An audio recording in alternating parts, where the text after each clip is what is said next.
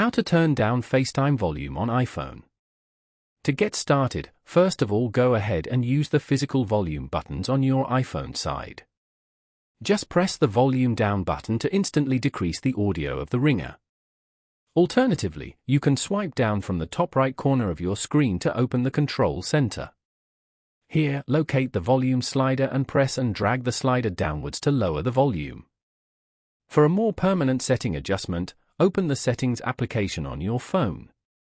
Once in Settings, scroll down and select the Sounds and Haptics option.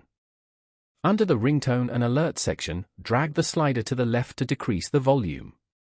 Here, ensure the Change with Buttons toggle is turned on. This allows the side buttons to control all media volume. Following these steps, you can easily turn down the FaceTime volume on an iPhone. Thank you for watching. Please leave a like if this tutorial helped you, or leave a comment below if you have any questions related to the video.